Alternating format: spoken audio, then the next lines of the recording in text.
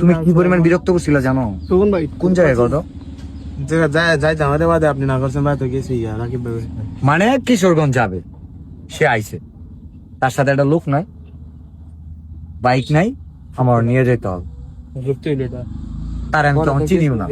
কিশোরগঞ্জ যাবে হ্যাঁ, তার কেন তার মানে আমি কি আমরা সার্ভিস, আমরা কিন্তু বলছিলাম কিশোরগঞ্জ যেতে চান, অবশ্য নিজস্ব বাইক বাইক ওই যে প্রথমবার যখন গেলাম উনি আসছে।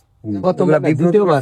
সিচুয়েশন না, এই যে লটকন নিয়ে আসছে 500-400 মিষ্টি নিয়ে এসে 2 কেজি, এমনকি তাদের মসজিদে নিবে, ইন্টেনশন ওর এলাকায় নিবে। এর আগে তুমি আমার এলাকায় নিতে চাইছো না, এবার মসজিদের জন্য ঠিক আছে, এর আগে এলাকায় বলছো না। বাস্তবায়ন বাদে আমি গেলে কি হবে ভাই? আপনি যা দেখে আসেন মনে হয় তাই না এলে যদি আমরা জামাতের আমিরের কাছ থেকে সুপারিশ নিয়ে আসবো যে আমাদের মসজিদের জন্য ফান্ডিং দেন অথবা একটু সুপারিশ করে দেন, থরসব বিলের কাজ করবেন। আমার তো একটা লিমিটেশন আছে।